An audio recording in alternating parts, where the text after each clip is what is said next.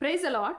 1 பேதுரு 3வது அதிகாரம் 12வது வசனம் இப்படி சொல்லுது, கர்த்தருடைய கண்கள் நீதிமான்களின் மேல் நோக்கமாயிருக்கிறது, அவருடைய செவிகள் அவர்கள் வேண்டுதல்களுக்கு கவனமாயிருக்கிறது, தீமை செய்கிறவர்களுக்கோ அவருடைய முகம் விரோதமாயிருக்கிறது அப்படின்னு வசனம் சொல்லுது.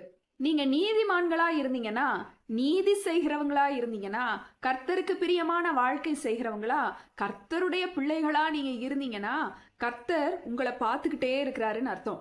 உங்களுக்கு எந்த சேதமும் வரவிடாதபடிக்கு அவருடைய கண்கள் உங்கள் மீது நோக்கமா இருக்கிறதுன்னு அர்த்தம். ஒரு ஸ்டேஜ்ல ஒரு 10-15 பிள்ளைங்க டான்ஸ் ஆடிக்கிட்டு பாட்டு பாடிட்டு இருக்கிறாங்கன்னு வைங்களேன். அதுல அந்த 10 பிள்ளைகளிலும் உங்க பிள்ளை அந்த ஸ்டேஜ்ல இருந்தா அந்த பிள்ளையின் மேலதான் உங்க கண் இருக்கும், அப்படித்தானே? அதே போலதான் கர்த்தருடைய கண்களும் உங்க மேல ரொம்ப கவனமா இருக்கு. ஏன்னா நீங்க அவருடைய பிள்ளைகளா இருக்கிறதுனால அவர் உங்களை தான் பார்த்துட்டே இருக்கிறாரு.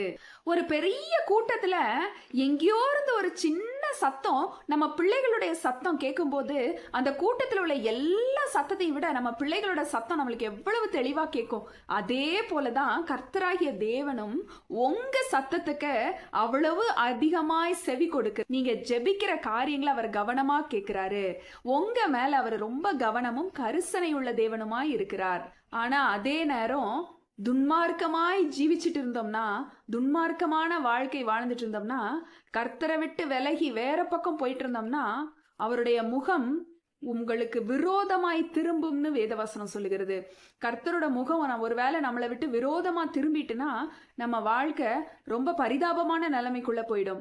இன்னைக்கு கர்த்தருக்கு பிரியமான வாழ்க்கை வாழுவோம். அவரை தகப்பனாக ஏற்றுக்கொண்டு அவருடைய கையின் கீழ் அடங்கி இருக்கும் பொழுது, துன்மார்க்கமான வாழ்க்கை விட்டு விலகும் பொழுது, நீதியுள்ள வாழ்க்கை செய்யும் பொழுது கர்த்தர் எப்பொழுதும் உங்க மேல கவனமா இருக்கிறார். நீங்க பயப்பட வேண்டிய அவசியமே இல்லை. கர்த்தர் எல்லாவற்றையும் பார்த்து கொள்வார். ஆமேன்.